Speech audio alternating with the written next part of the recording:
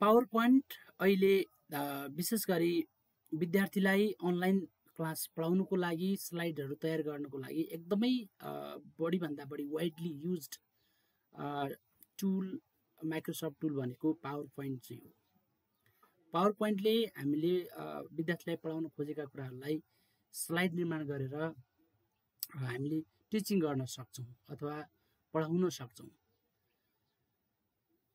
Power पोइन्टमा यस्तो ट्रिकहरू छ, यस्तो चाहिँ फिचरहरू छ जुन 2019 को चाहिँ माइक्रोसफ्ट पावर पोइन्टमा चाहिँ त्यसको केही विशेषताहरू मैले यहाँ देखाउन गइरहेको छु।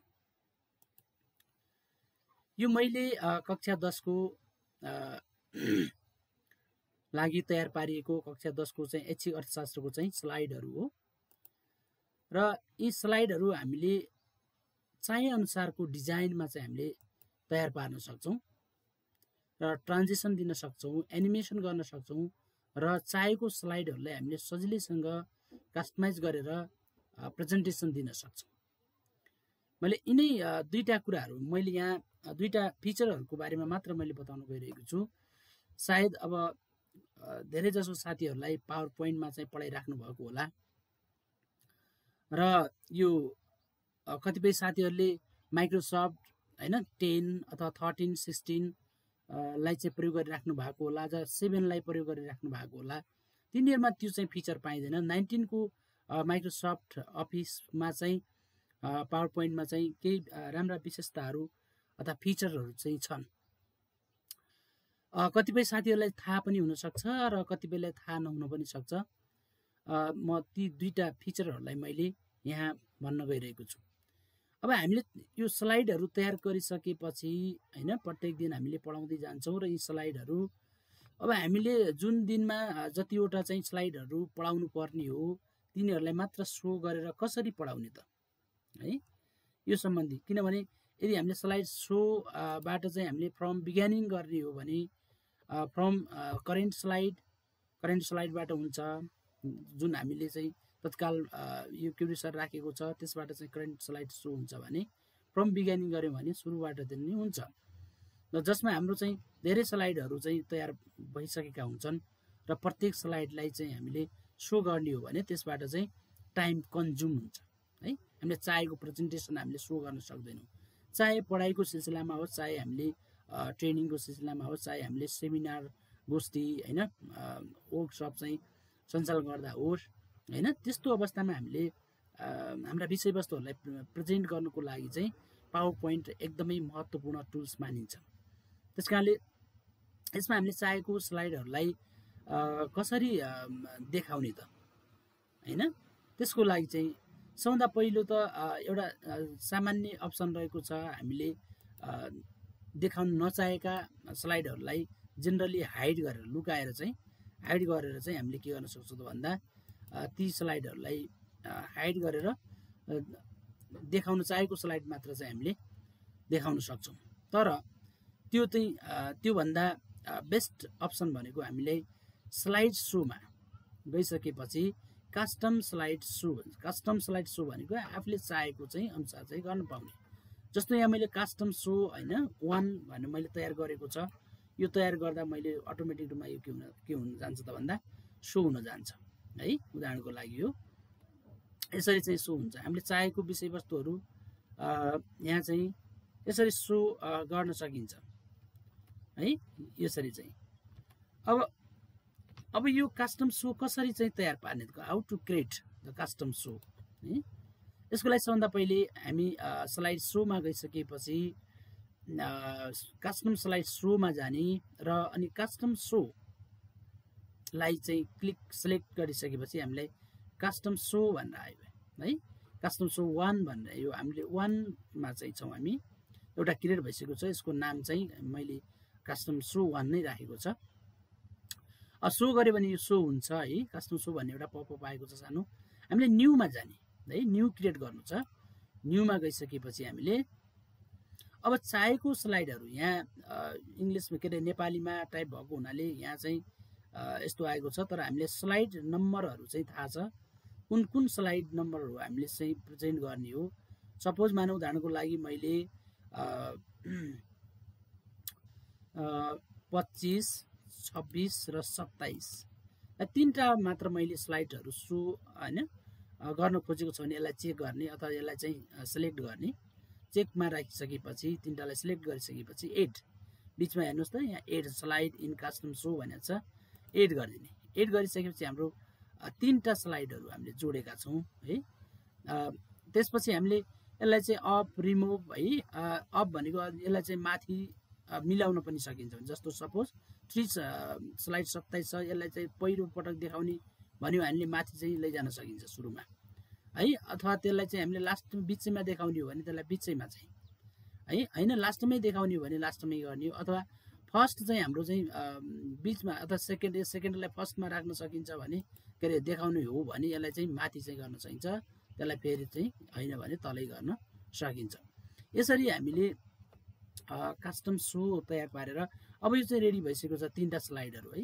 ओके गरिसकेपछि हामीले नाम के दिने त अब हैन सबभन्दा पहिले स्लाइड सो नेम अब कस्टम सो 2 हैन अथवा हामीले यहाँ चाहिँ स्लाइड सो 2 लेख्यो पनि हुन्छ है स्लाइड सो नम्बर 2 है अथवा कुनै अब आफ्नो विशेष गरी नाम दिँदा पनि हुन्छ च्याप्टर त्यो टाइटल मतलब विषयवस्तुको नामै राख्दा पनि हुन्छ फरक पर्दैन र यसरी हामीले अब स्लाइड सो नेमिङ गरिसकेपछि नाम राखिसकेपछि ओके गर्ने है ओके गरिदिने ओके गरिसकेपछि हामीलाई यहाँ स्लाइड सो 2 आइसकेको छ है माथि कस्टम सो अघि नै तयार पारिसक्यो सो भनिसकेपछि हामीलाई सो यसलाई हामीले प्रिभ्यू हेर्न सक्छौं सो एकाधिकार बजारमा आइ वक्ररेखाहरू है कब अन्डर मोनोपोली मार्केट हैन यसरी हामीले चाहिँ के गर्न सक्छौं भन्दा स्लाइड सो कस्टम गरेर पनि देखाउन सक्छौं र एउटा अर्को महत्त्वपूर्ण कुरा के छ त भन्दा हामीले पढाउने क्रममा चाहिँ अब हाइलाइटर चाहिन्छ तपाईहरुको हैन पेन चाहिन्छ हैन त्यस्तै गरेर इरेजर चाहिन्छ मार्कअप गर्नको लागि हैन के गर्ने त कसरी गर्ने अब तपाईहरुको यस साइडमा हेर्नु यो देखिन्न अलिकति चाहिँ यहाँ व्हाइट भएको हुनाले यहाँ देखिदैनन् अप्सनहरु हैन कतिबेला त्यो थाहा पनि नहुन सक्छ है र फेरि 19 को विन्डोमा अथवा पुरानो विन्डो छ 7 को अथवा हैन 10 को छ भने त्यो फिचर नहुन पनि सक्छ हामीले F1 है F1 की हामीले प्रेस गरिसकेपछि एउटा पपअप आउँछ स्लाइड सो हेल्प भनेर है यसमा जनरल सर्टकटहरु दिएको छ यो जनरल सर्टकटहरु हामीले यो पावर पोइन्ट चलाउनको लागि सर्टकट कीहरु चाहिँ यहाँ छन् यहाँ हेरेर चाहिँ तपाईहरुले चाहिँ आफुलाई आवश्यक पर्ने चाहेका टुल्सहरु अथवा सर्टकट कीहरु प्रयोग गर्न सक्नुहुन्छ जनरलमा त्यस्तै रेकर्ड एन्ड रिहर्स है रिहर्समा चाहिँ यसमा पनि आर छ हैन मिडियाको लागि अथवा हामीले यसलाई चाहिँ रेकर्ड गरिराखेका छौं भने रेकर्डको लागि चाहिँ यहाँ alt plus P media play or pause र प्ले गर्नको लागि alt P alt Q media stop हैन प्लेब्याक बजिरहेको छ भने त्यसलाई स्टप गर्नको लागि अल्ट क्यू त्यस्तै alt plus home key or end key चाहिँ हैन मिडियामा चाहिँ go to previous or next bookmark alt plus down or up media volume down or up अथवा घटाउने र बढाउने भोल्युमलाई घटाउन र बढाउनको लागि पनि alt plus down arrow down चाहिँ bottom on up or down चाहिँ गर्न सकिन्छ त्यस्तै alt plus shift plus right र लेफ्ट एरो हामीले गर्ने हो भने स्किप फरवर्ड ब्याकवर्ड चाहिँ गर्न सकिन्छ alt plus U media mute or unmute चाहिँ गर्न सकिन्छ alt plus J media show hide audio and subtitles menu चाहिँ यहाँ चाहिँ अल्ट जे गर्यो भने चाहिँ आउँछ त्यस्तै इङ्क लेजर पोइन्टर हामीलाई विशेष काम लाग्ने भनेको अल्ट प्लस पी हैन change pointer to pen alt plus I change pointer to highlighter change control plus A गर्यो भने चेन्ज पोइन्टर टु एरोमा चाहिँ चेन्ज हुन्छ कन्भर्ट हुन्छ त्यस्तै कन्ट्रोल प्लस ई गर्यो change pointer to eraser control plus M गर्यो भने सो हाइड इङ्क मार्कअप हामीले मार्कअप गरेका चाहिँ जो छ त्यसलाई चाहिँ स्केप गर्ने काम हैन हाइड गर्ने काम चाहिँ गर्छ कन्ट्रोल ई गर्यो भने इरेज ड्रइङ अवर स्क्रिन है, त्यहाँ लेखिएका कुनै पनि हामीले चाहिँ त्यहाँ चाहिँ राइटिङ अथवा लेखिएको चिजहरू छ त्यो चाहिँ हामीले गरेको पेनले त्यो चाहिँ इरेज गर्न सकिन्छ।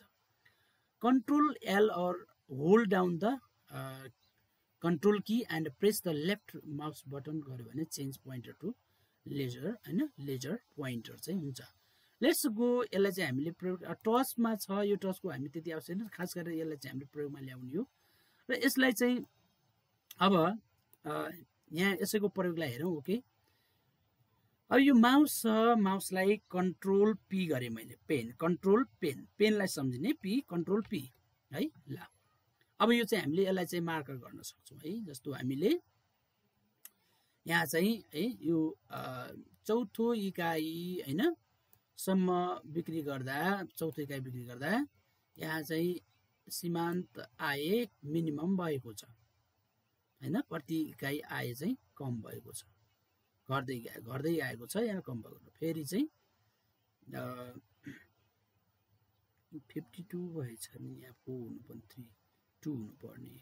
ओके, यसरी चाहिँ हामीले हाइलाइट गर्नुको लागि अथवा कुनै पनि स्पेसिफिक कुराहरूलाई, जस्तो यो टिआर निकाल्नको लागि टी इक्वल टु पिक्यू होइन, यो सूत्र हो टोटल रेभेन्यू निकाल्ने भन्नको लागि।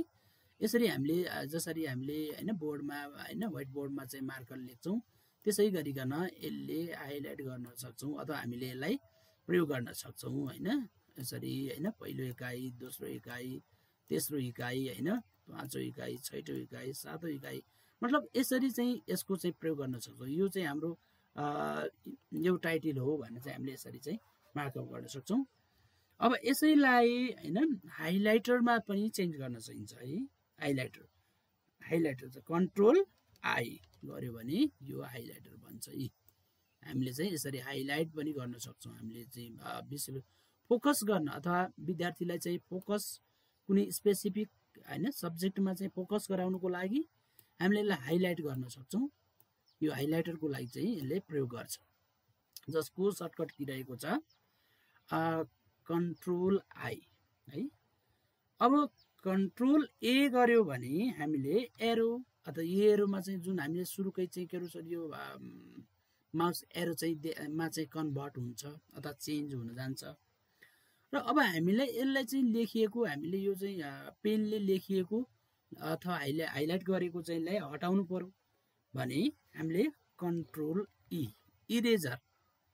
इरेजर सम्झिने कि कन्ट्रोल ई इरेजरको पहिलो लेटर ई लाई सम्झेर अब यसलाई हामीले 1 क्लिकमा चाहिँ छुमन्तर गर्न सकिन्छ। ओके, ल हेर्नुहोस् न कति राम्रो, 1 क्लिकमा छुमन्तर। 1 क्लिकमा चाहिँ के हुन्छ त भन्दा छुमन्तर छुमन्तर छुमन्तर छुमन्तर। ल हेर्नुहोस् है, यो छुमन्तर छुमन्तर छुमन्तर छुमन्तर जादु जस्तै एकदम म्याजिक टाइपको चाहिँ यसको चाहिँ विशेष। यसलाई कन्ट्रोल ए गर्यो फेरि एरोमा चाहिँ कन्भर्ट भयो, कन्ट्रोल पी गर्यो फेरि पोइन्टर अथवा यो हाम्रो चाहिँ यसमा चाहिँ चेन्ज हुन जान्छ। यसरी चाहिँ हामीले यो के अरे पावर पोइन्टमा चाहिँ स्लाइडहरूलाई पढाउँदाखेरि हामीले प्रयोग गरिने महत्त्वपूर्ण फिचर चाहिँ प्रयोग गर्न सकिन्छ।